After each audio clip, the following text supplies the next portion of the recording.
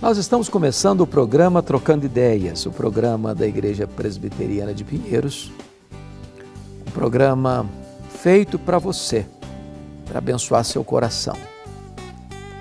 Um programa que tem como propósito responder às perguntas que nos são enviadas.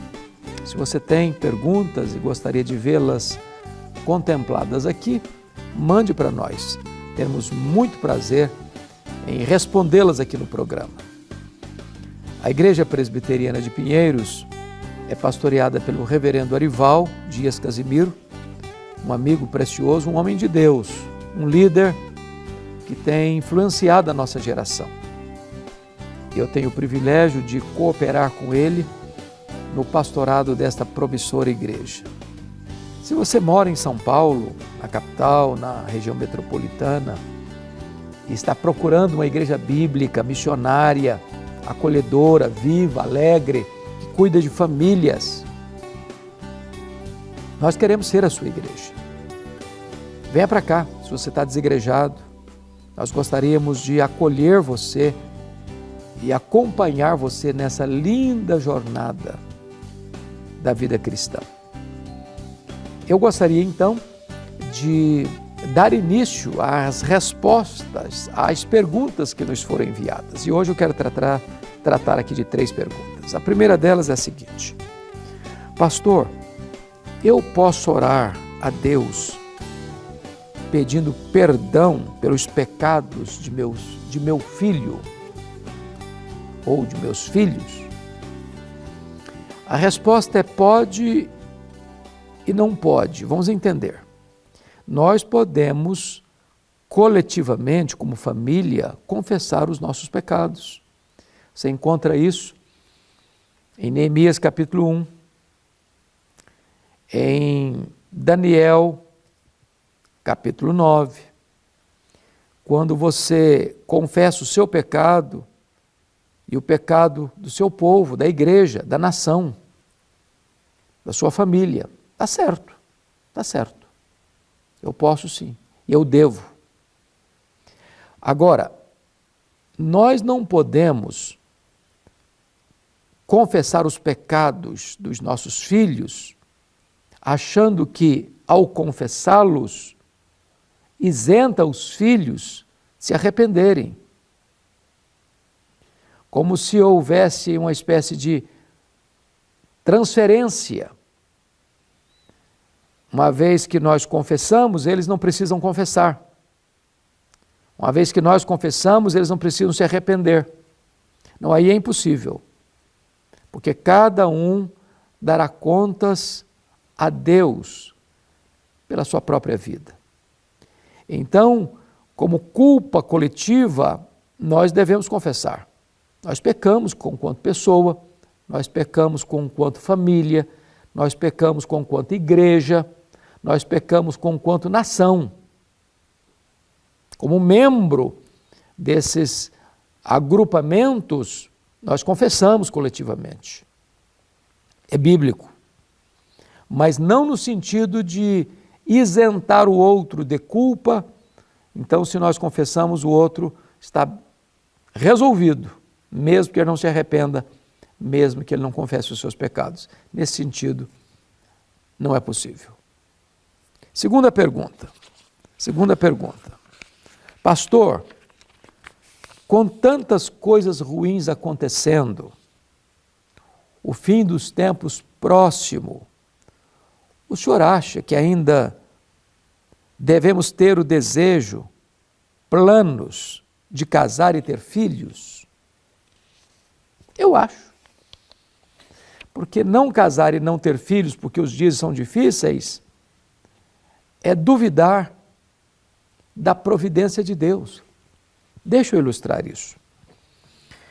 O povo de Israel vivia no Egito, debaixo de uma amarga escravidão. Eles eram servos, escravos.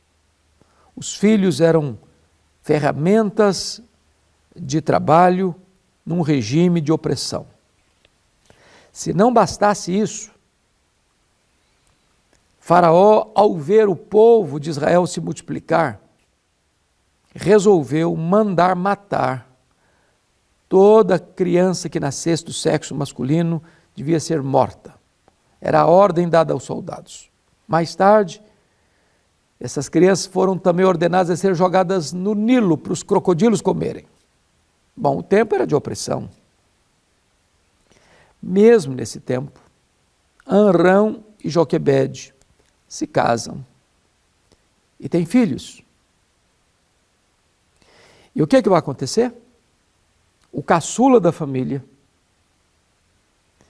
ao nascer, os pais esconderam o menino, não podendo mais esconder em casa, a Joquebede faz um cesto de betume, calafeta, bota o menino dentro do cesto, fecha, bota a irmã mais velha, que o caçulinha, a Miriam, para ficar vigiando o cesto, rio abaixo.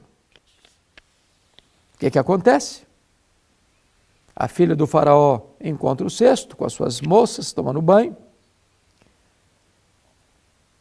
A Miriam recomenda a filha do faraó para encontrar uma mãe, para receber um salário para cuidar do menino. Quem vai ser a mãe? A própria Joquebede.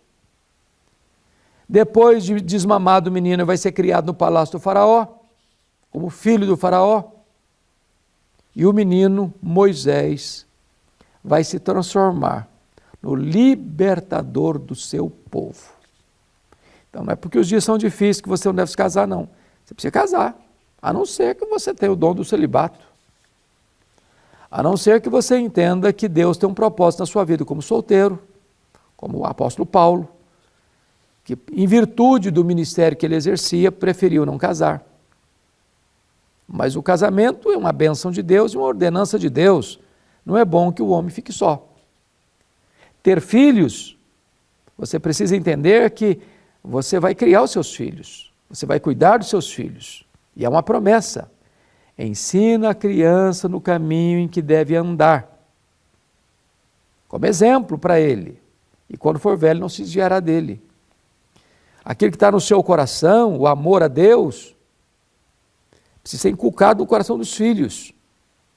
Então, não é hora de recuar da marcha ré, não. É hora de crer que Deus é soberano, que Ele está no controle, que Ele é o Senhor da história e que os seus filhos são herança de Deus e vão ser criados para a glória de Deus. Terceira pergunta. Pastor, o Espírito Santo pode agir em uma pessoa fora da igreja? Claro que pode.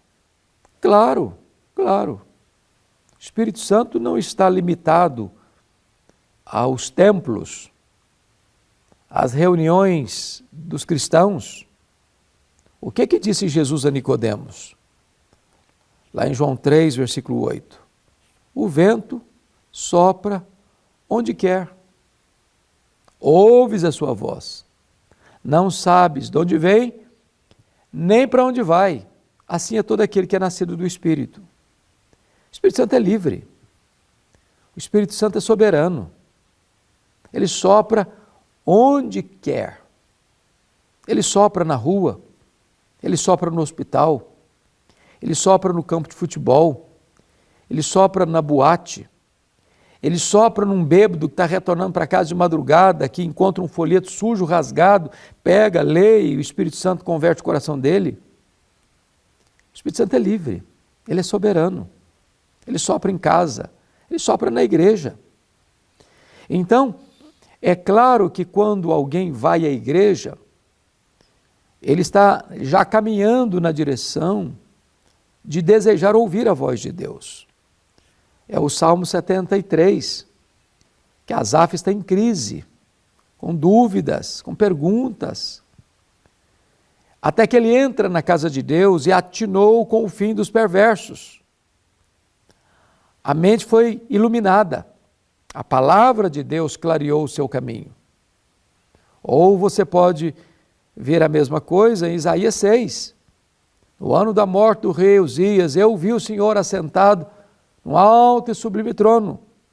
As crises da vida podem ser resolvidas quando você entra na casa de Deus, compreende a soberania de Deus, a santidade de Deus, quando você é confrontado pela palavra e reconhece que você é pecador, quando você também entende a pregação da graça e encontra o perdão de Deus, e quando você escuta o apelo de Deus para abraçar a obra missionária, e escutando a voz, quem irá por nós? E você responde, eis-me aqui, envia-me a mim. Deus age em quem quer, quando quer, onde quer, soberanamente, livremente, para o louvor da sua própria glória. Então, o Espírito Santo não está preso a estruturas eclesiásticas. O Espírito Santo não está confinado aos templos cristãos. O Espírito Santo é soberano e é livre. Ele age onde quer, em quem quer, quando quer, da forma que quer, para o louvor da glória de Deus. Pois bem, gente, este é o programa Trocando Ideias. Se você tem suas perguntas, mande para nós. Agora eu quero reiterar o meu convite a você para vir nos fazer uma visita na Igreja Presbiteriana de Pinheiros. A igreja fica na Avenida Doutora Ruth Cardoso, 6.151, ao lado da Ponte Cidade Universitária. A igreja está de portas abertas a semana toda. Só no domingo nós temos 4 cultos e 2 escolas bíblicas dominicais, de 8 da manhã às 7 da noite. Conexão com Deus toda segunda. Mulher Esperança toda terça, 2h30 da tarde. Culto quarta, culto quinta, culto sexta, culto a semana toda. A igreja está de portas abertas. Somos uma igreja viva, missionária, acolhedora, bíblica. Não inventamos moda, pregamos a palavra. Se você ama a palavra, venha participar conosco. Se você deseja, e encorajamos isso, você pode acompanhar toda a programação da igreja, se inscrevendo no canal do YouTube da igreja e participando das programações 24 horas por dia na IPP TV. Então, queremos ser uma igreja abençoadora para você e para sua família. Nossa gratidão por estar conosco aqui no programa e um grande abraço e até o nosso próximo programa, se Deus quiser.